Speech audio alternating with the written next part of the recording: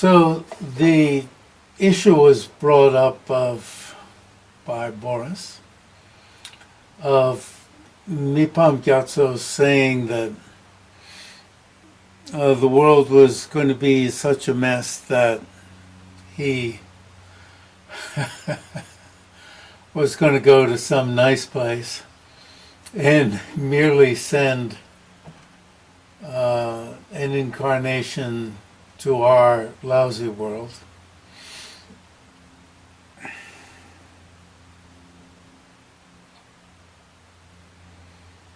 And would there be any, would there really be any difference between what an incarnation might do here and what he himself might do here? And I couldn't posit anything, any difference. It reminded me of Asanga's, shall we say, fake teaching from the point of view of the consequent school, which holds that all sentient beings have the capacity eventually to become enlightened, and even enlightened as a Buddha, and thus there is only one final vehicle. And Asanga not only gave the fake, I'm exaggerating the term, but fake teaching, that not only are there three final vehicles, but there are also some sentient beings whose lineage for liberation, that means the capacity for liberation, is utterly severed. In other words, they can never make it. So, it is a fake teaching in order to help some sentient beings. In other words, that kind of teaching will help some beings to hear. Well, how does it help them? When you think about it. It doesn't help them.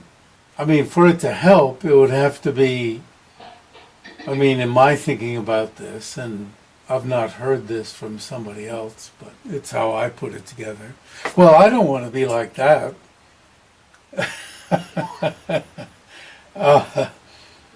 So I want to join the group of people who will be moved by the teaching and will turn away from lousy activities.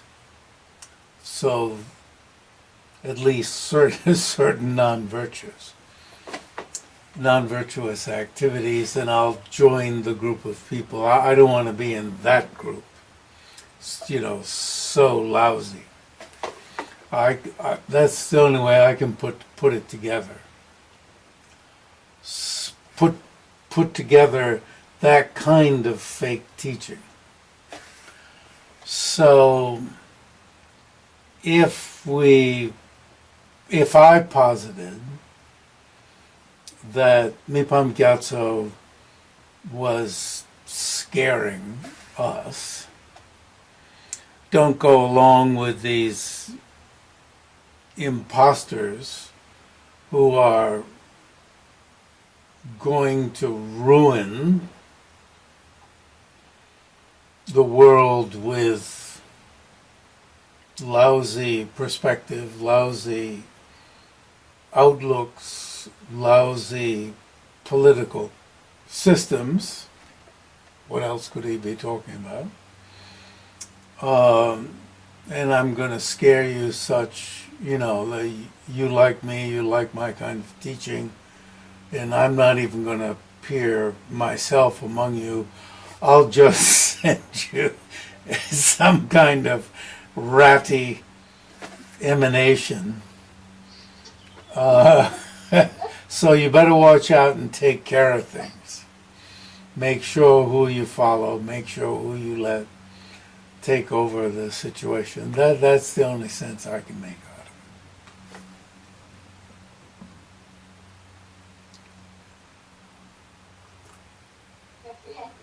The three vehicles can also be reassuring for some of the hearers and solitary realizers who come across that, because some of them really are overwhelmed by the idea of the Mahayana. So if they say, oh, three final vehicles, okay, what I'm doing is okay, it's already inborn in me like this, I don't have to stress about it. Yeah. That teaching that it's an island, and it not that they hear that it's an island, but that it's a resting place, and it gives comfort. Exactly what you're saying.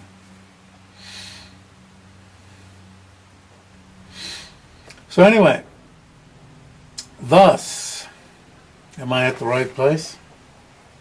Yeah, yes, it's always good.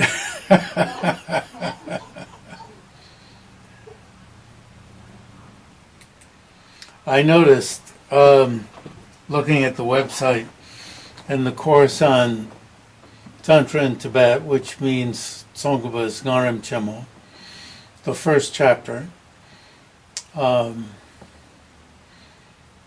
and both His Holiness and Khetsun Sangpo said that they were moving the line of secrecy, and it was better to tell the secrets and produce books with some of those secrets in them in a authorized way. And that book was the beginning of, exactly the beginning of Tantra in Tibet for His Holiness, and this material is one of the teachings from Khetsun Sangpo when he explicitly said that a group of Nyingma Lamas had gathered and come to this decision. So, and I'll be distributing where he said that. Thus, while the basal noumenon, today I thought maybe this word basal we could switch to foundational, if you like it. Thus, while the foundational noumenon, one word having several meanings, and we're not wanting to confuse the basis, path, and fruit, and these three states, and the basal state, the path state, and fruit state. Use the word basis there, and maybe foundational for this other meaning. Use two different words. Could you describe the two different meanings? I think that's where I get quite confused. Well, when you practice the path, you can see path state.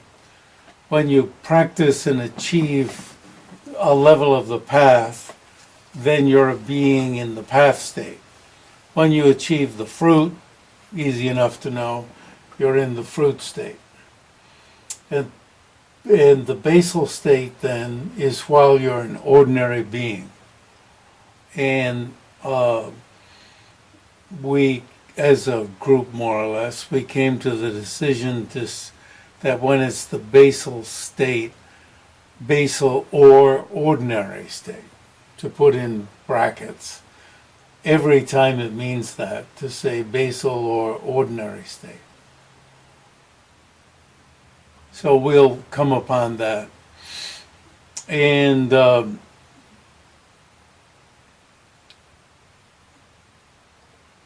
here it's Shi Chunyi. Chunyi is noumenon, and it's the foundation, it's the basis, it's the foundation.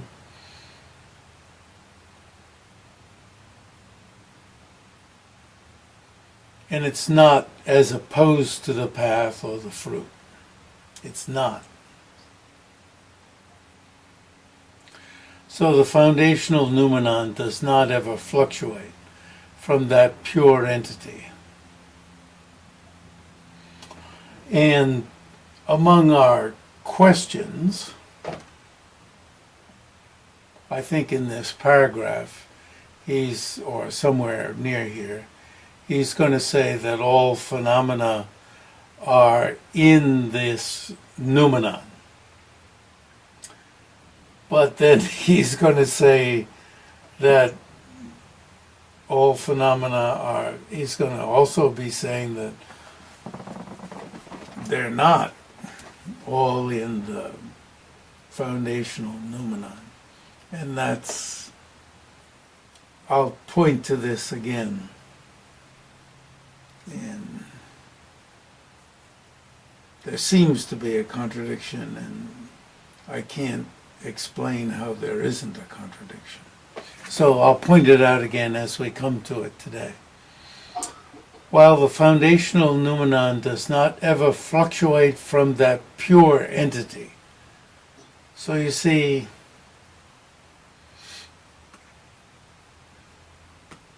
he just said, the sphere in the, who's that? Khetsun Sangpo, essentially pure. And he himself said,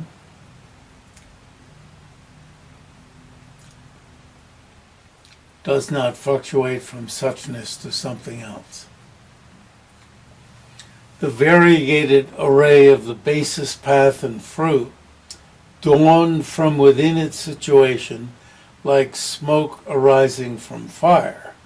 Well, the smoke is the efflorescence, to use David Germano's creation of a new word in English, or the effervescence, or David's other word was dynamism. I think His Holiness would probably, he likes words like vibrancy or words like that. I've used the word prowess, artifice, projective prowess for this zel, right? The zel. This is the water, and these are the waves.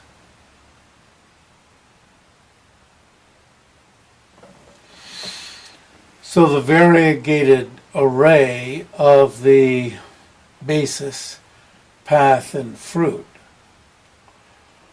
Now, we have to keep the word basis, path, and fruit. It's a common triad. The vast and limitless appearances of cyclic existence in nirvana. Cyclic existence and nirvana occur here. And he's been saying many times that cyclic existence and nirvana are not down here in the water. Now, we might have thought nirvana would be down here in the water, but he's been saying they're not.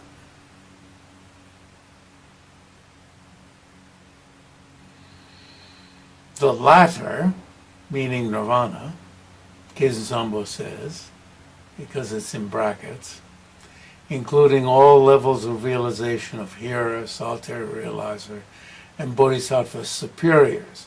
Here, all levels of hearer superiors, solitary realizer superiors, and bodhisattva superiors.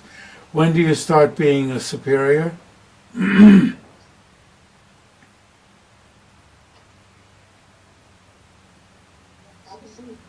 Huh? Path of seeing, yes. Why? Realize emptiness directly. Yes, you realize emptiness directly. And, excuse me? Does that hold for Nyingma? Is that their definition of the path of seeing? Yeah.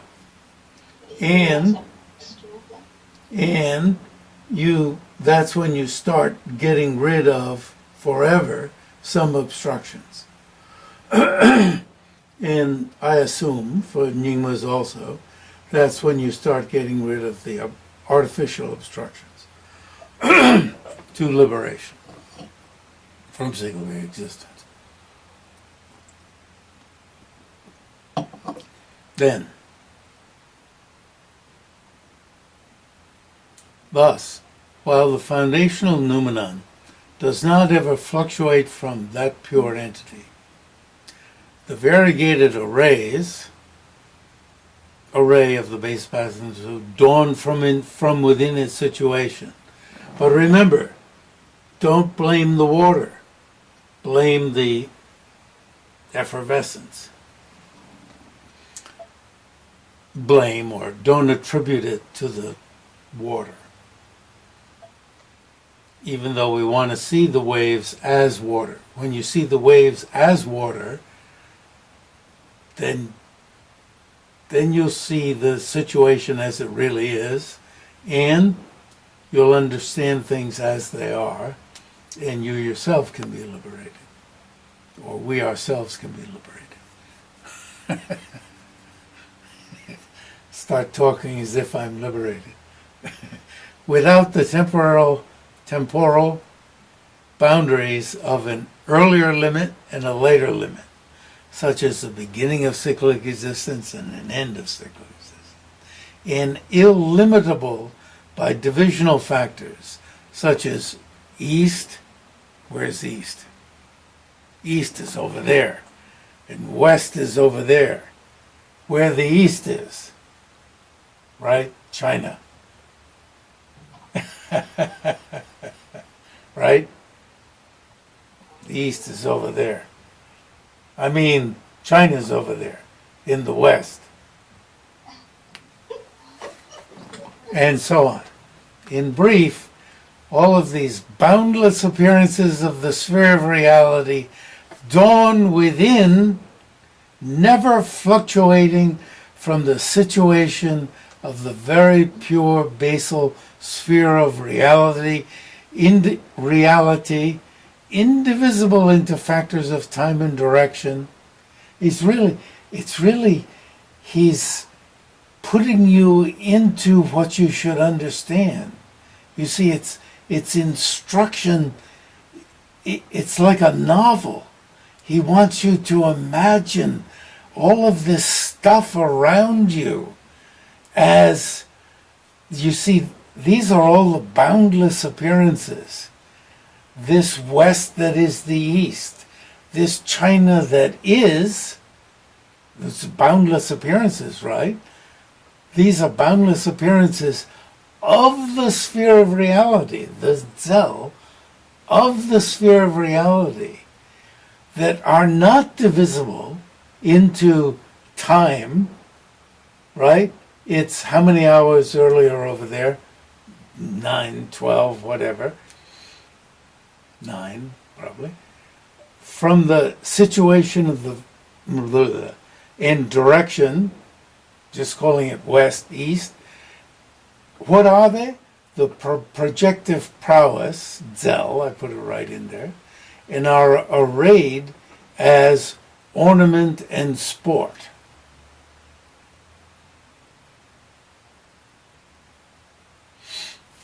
Now,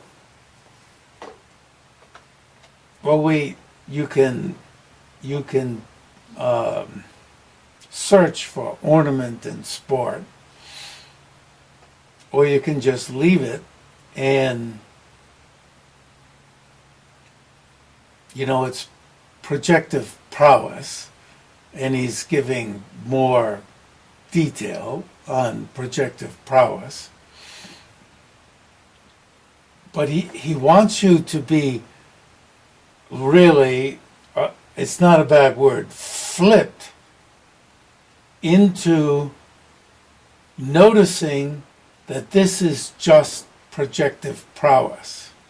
I've got a 50-inch Samsung screen in front of me. It's projective prowess of the water.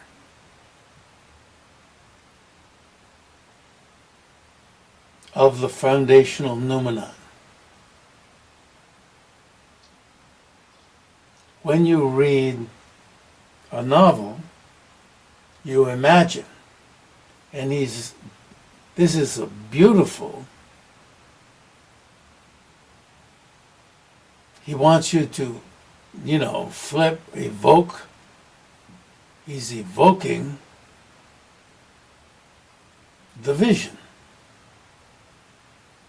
evoking perception of the foundational noumenon.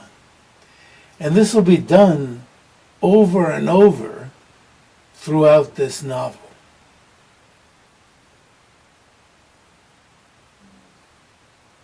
We will be hammered throughout the novel until we give in to the prose, until the prose becomes evocative, until something works. And it'll go by circumstance. And, I was upstairs in Cambridge, Wisconsin. There is a Cambridge, Wisconsin, out in the country. And it's quite something to look it up on Google Maps. And to the old farmhouse where I was with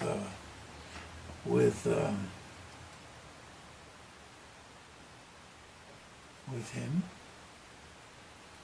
And I was working on the second chapter of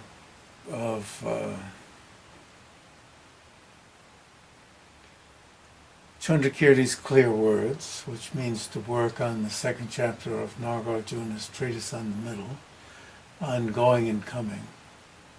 Intensely. And of course, I've talked before about my background as a child on my tricycle, reflecting on going, looking over the handlebars on the dirt road, stopped out by the telephone pole, and, had background. And, looking at the Sanskrit, looking at the Tibetan, translating it.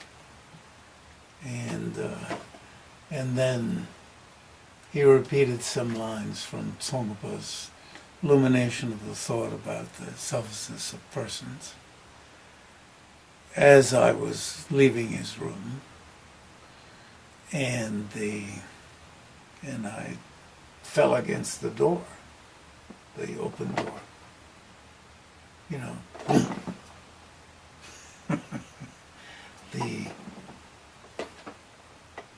The hammering hammered. So anyway, but that's what,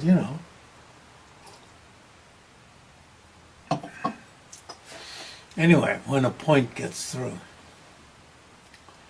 Anyway, so, you see, this is the virtue of slow reading, of getting the words, and the words becoming evocative, but evocative, not but evocative, evocative. Yeah. Hence, in the Great Completeness, here we're getting the meaning of Great Completeness, right? Why it's translated as Great Completeness, in which the three times are realized as timeless. Wow, it's like, well, if they're timeless, are the three times there? If the three times aren't there, how can they be timeless? But on this issue, are the attributes of a Buddha all there? And if they're all equal, we were dealing with this last time, if they're all equal, don't they all disappear? but they're somehow all there, but they're all equal.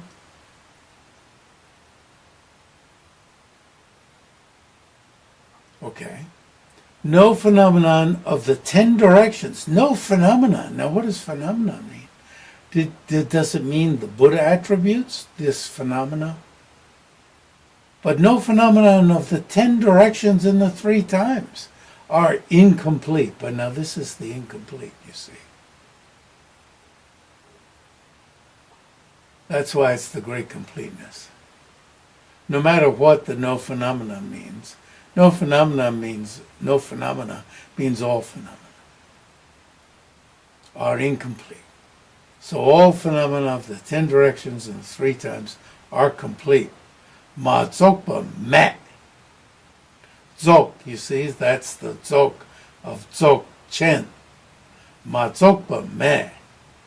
As Khetsun Sangpo said one day about the vehicles in Dzogchen, Chikzo, Nizo, Tamshezo. 1 vehicle is complete, 2 vehicles are complete, all vehicles are complete in the great completeness. Now that's vehicles. It is vast, it is great, the great Dharma. Now even I had to translate, I take on the task of translating every word. I didn't know what to do with Dharma here. So I copped out, and I didn't have a word. Boris is going to come up with one.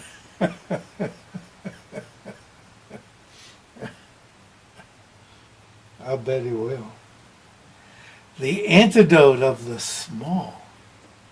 Now the antidote of the small probably means at the very end of the continuum of being a sentient being who has obstructions yet to be gotten rid of, you have the small of the small obstructions yet to be gotten rid of. And this is so powerful. I mean, this is what's said. At the very end, you have to get rid of the small obstructions. And so it's the diamond that can get rid of that. It is what can get rid of that. That's probably what that means. It's my guess. Anyway. You see, the small is the hardest to get rid of. When you wash clothing, now this comes from all of my teachers, the really gross dirt falls away first. It's the subtlest dirtiness that is hardest to get rid of.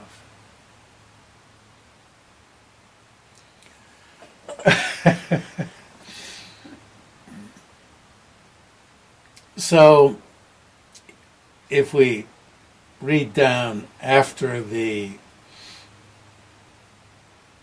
what do you call the dots?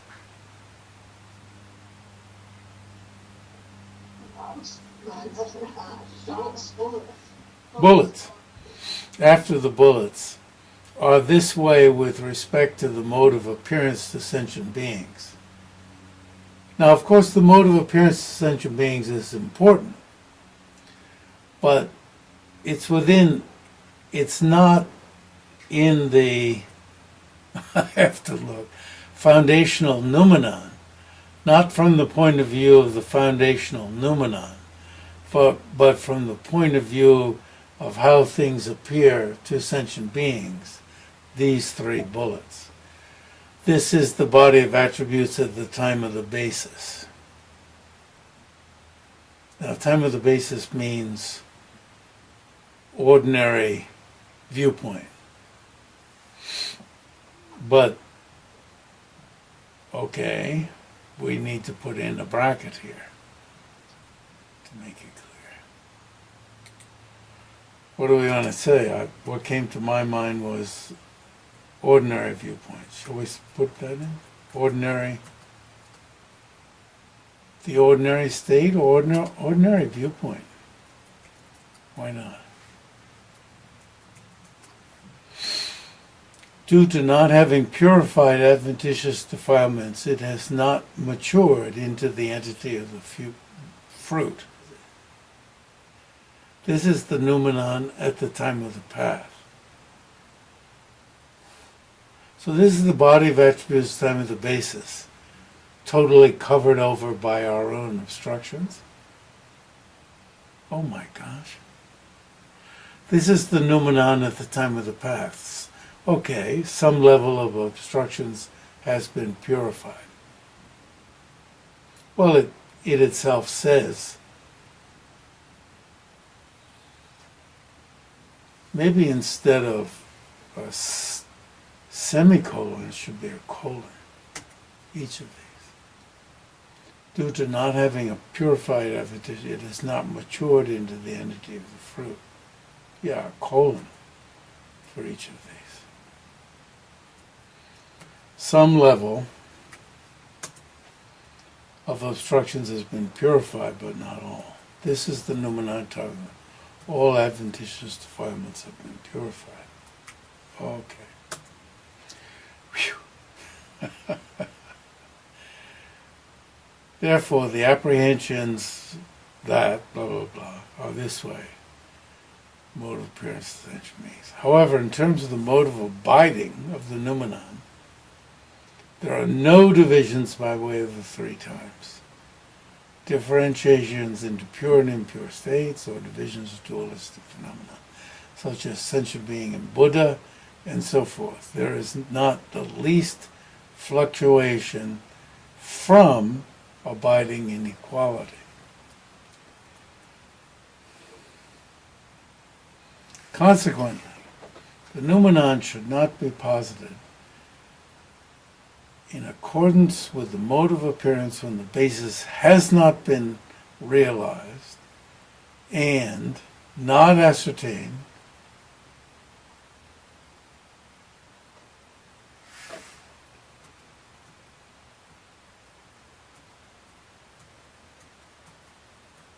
would it be easier to say has not been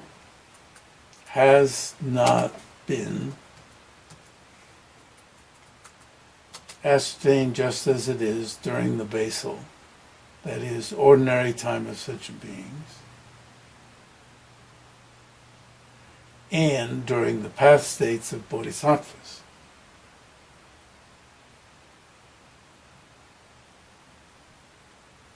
Why? For means because, right? This kind of for.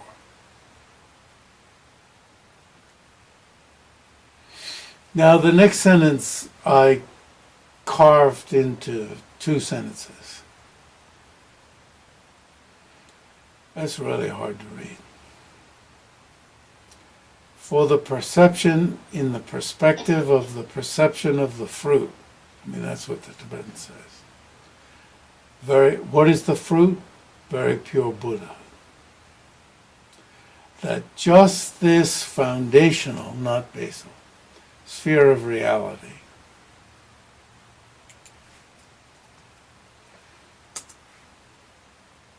is primordially devoid of obstructions,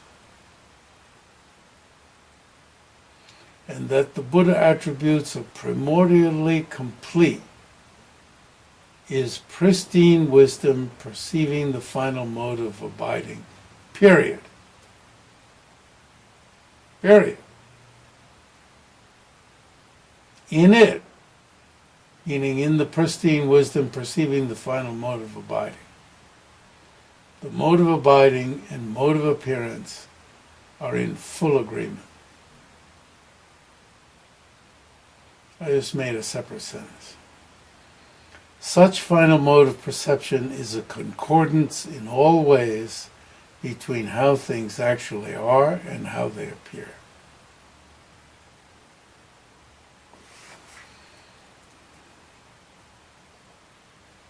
Therefore, taken in terms of the perspective of that final perception of the ultimate,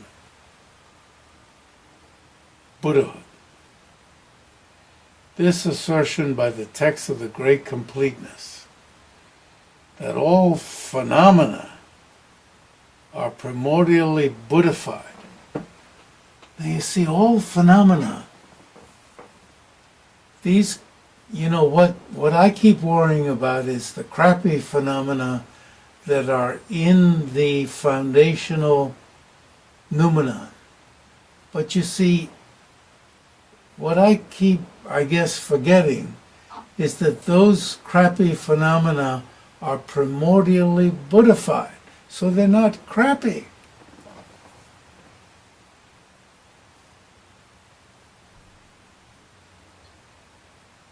As entities of the fruit, Buddhahood.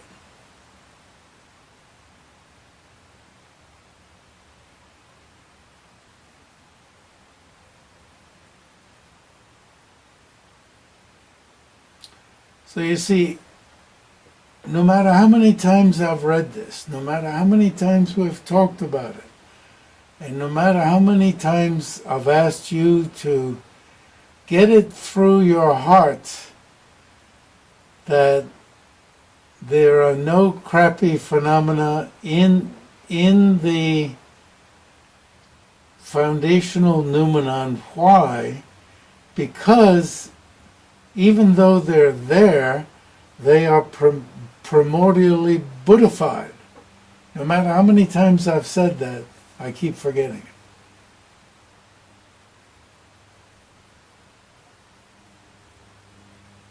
I keep forgetting. And this is what he's been proving.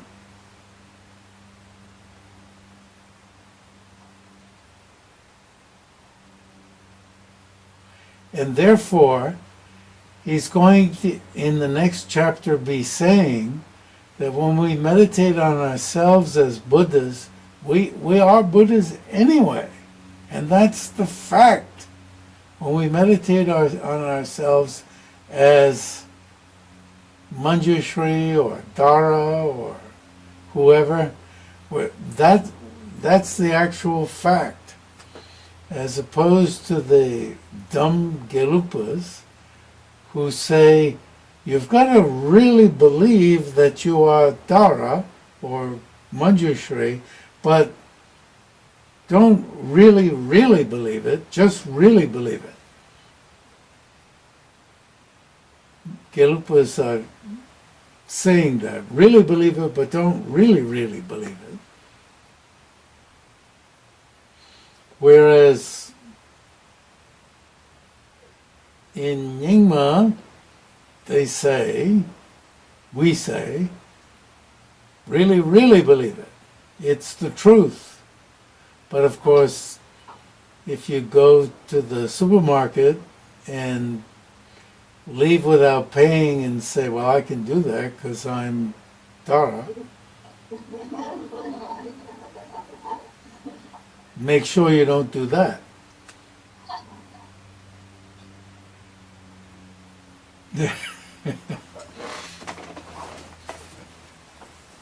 So, Jeff, we're talking about the ultimate mode of being in the Nyingma. If you go to the store, you still have to deal with the conventional failings. Well, they've got to have some way of keeping the students from doing that. You see, that's what I'm playing with. But you're putting it in philosophical terms, and he's not saying that.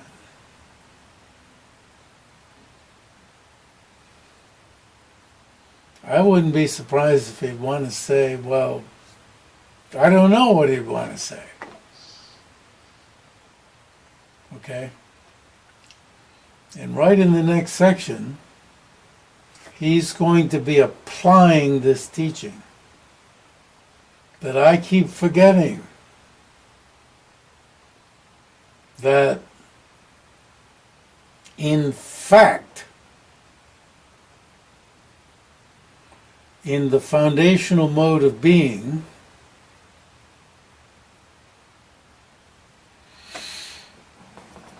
the foundational noumenon, we are all gods and goddesses.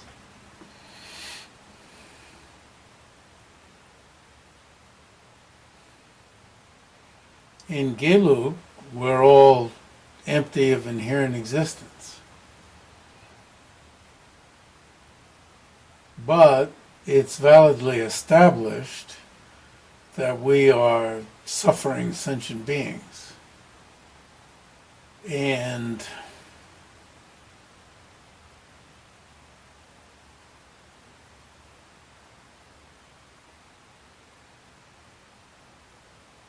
that's a problem for, now I'm switching hats, for us Nyingmas.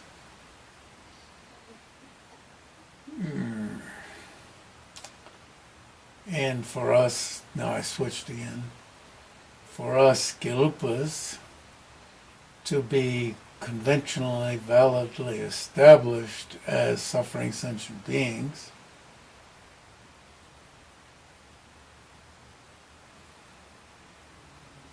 we can't really be Tara. Even if really, when we meditate on ourselves as Tara, we have to really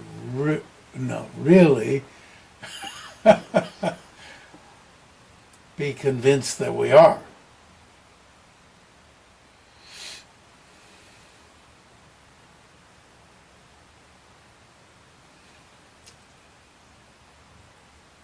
Then we get to apply this.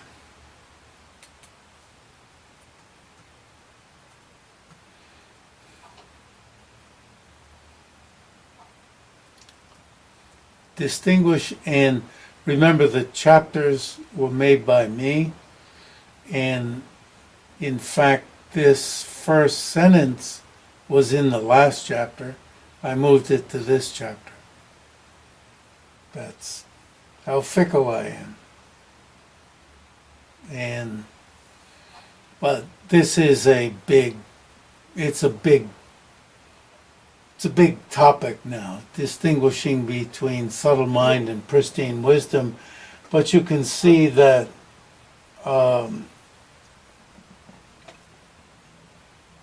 Gelu, impermanent subtle mind,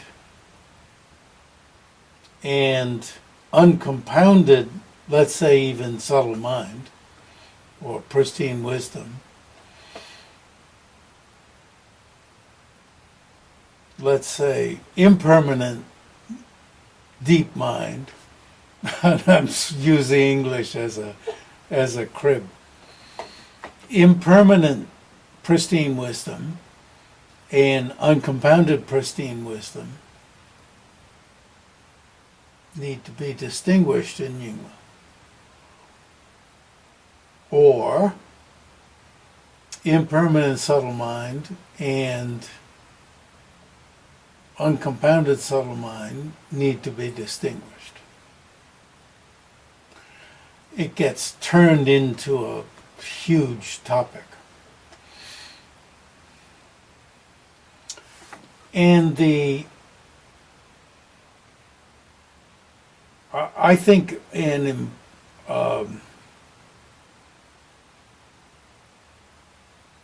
within Mipam Gyatsho's attack, there's a lot of information. And I use it as a way of getting information. And as a way of getting clear a Nyingma position, and as a way of getting clear a number of Nyingma positions, and as a way of getting clear a number of Gelu positions.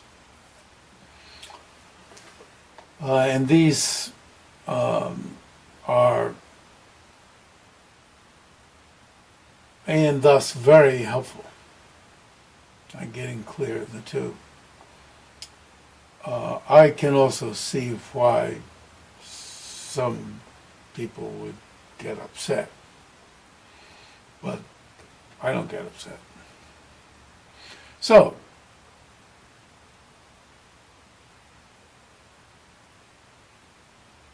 you can see how this first sentence flows right out of what he said. So, the statement in Sutras of the Great Vehicle is the matrix of one gone thus, whatever you want to call it, matrix, But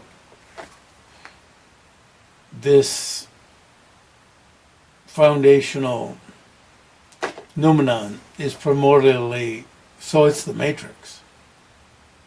What's going to give rise to all path states and the fruit. So the matrix. But whatever you want to call the nyingbo, the essence, the heart, is primordially endowed with Buddha attributes of the powers and so forth.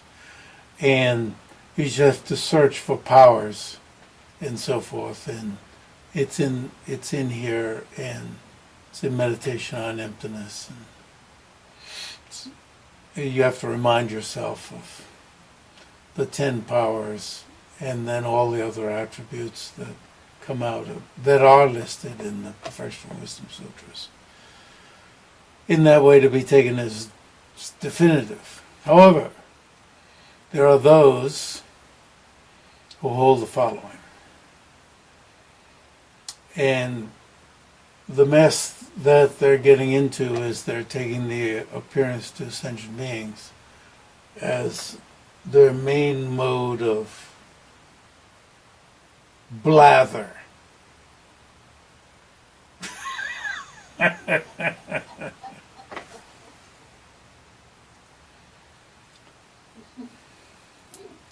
So, sentient beings do, and he's right, about going to the lowest level.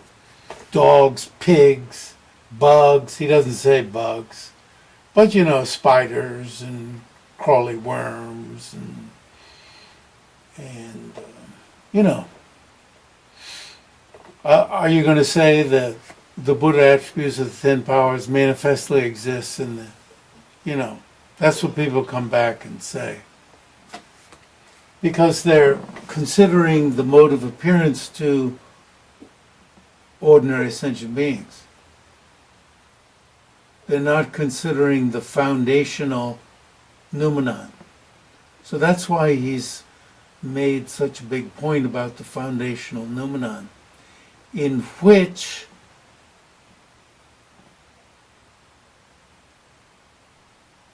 all phenomena are there, primordially Buddhified.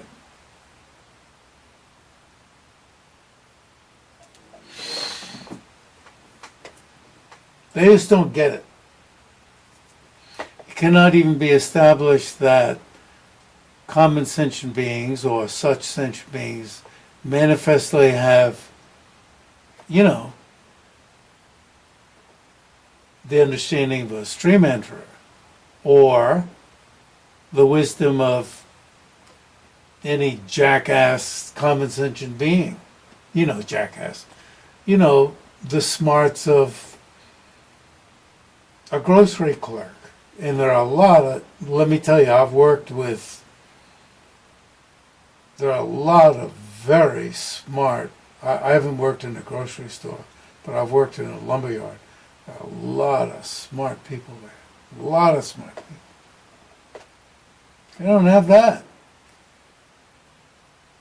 But there are a lot of smart dogs, probably a lot of smart pigs.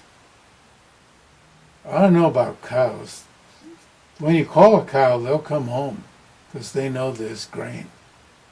But a lot of smart bees.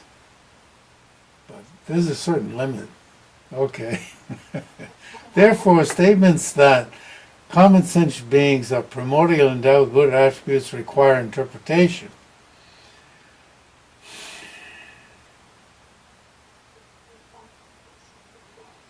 Because they're not taking the viewpoint of the foundational, what do we call it?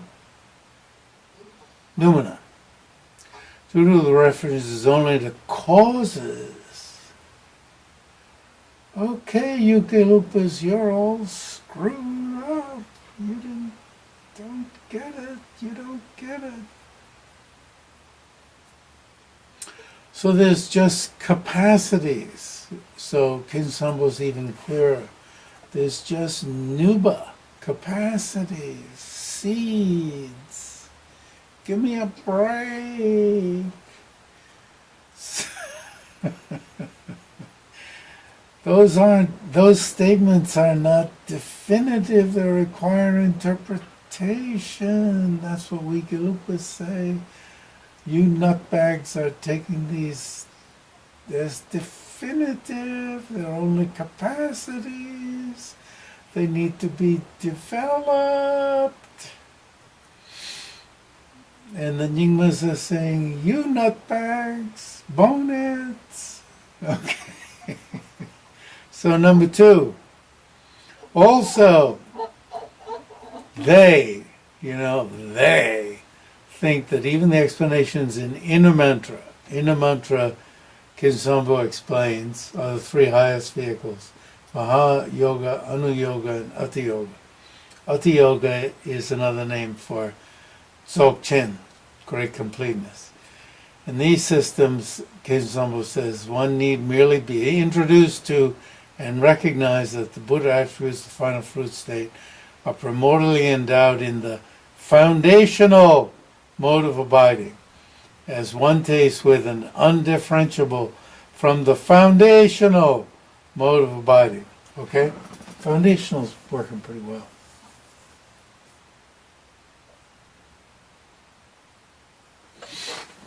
Okay, back to number 2. They think that even the explanations in the mantra that the basis and fruit are undifferentiable.